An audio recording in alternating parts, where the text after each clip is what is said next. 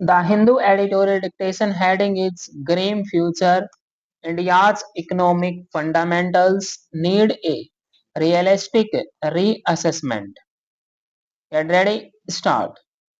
The economy has recently been yielding some discomforting data even before the war in West Asia began.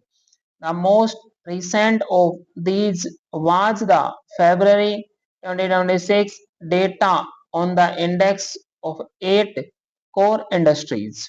This release showed that growth in the overall index had dropped to a 3-month low in February, half the rate of what it saw in January.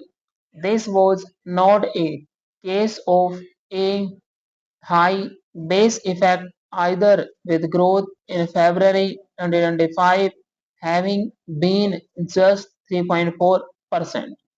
The sector-wise data reveal further issues. The domestic crude oil industry has been contracting for 6 consecutive months. In fact, the sector has contracted in 20 out of the last 24 months.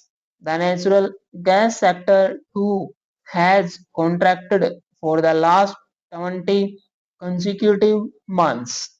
As context, from about the middle of last year, it had been increasingly clear that there would be some sort of escalation between the US and Iran, even if the exact nature of the war now could not have been predicted then.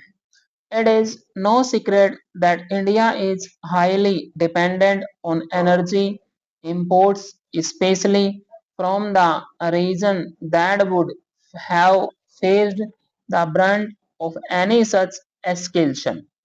As a matter of fact, a large part of the contraction in domestic production was likely because imports were coming cheap.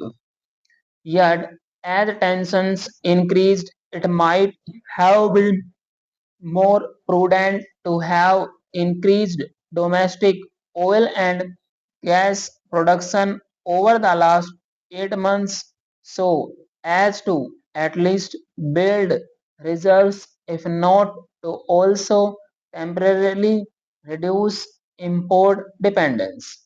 Permanently reducing such dependence will take time, but a temporary domestic production push, as is belatedly underway, might have considerably alleviated the current supply crunch.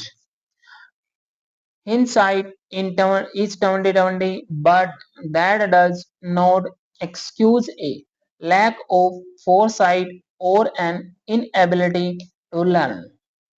The Pradhan Mantri Ujjwal Yojana of 2016 should have triggered a concerted policy to secure LPG supplies and reserves.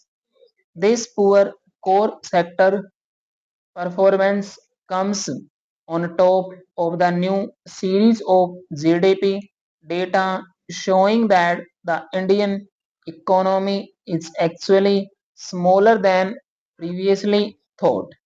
Further, between 2022-23 and 25-26, the contributions to GDP of key engines such as private consumption, capital formation, exports, and imports have all fallen. The share of change in stocks has nearly doubled, however, meaning that there is production but not enough sales. Soon, that production too will reduce to fall in line with the subdued demand. All of this leads into the impact of the current crisis with commercial fuel sources, curtailed oil prices at more than 100 a barrel, and global economic uncertainty at a high. Economists and rating agencies are already downgrading India's growth outlook to about 6.5%.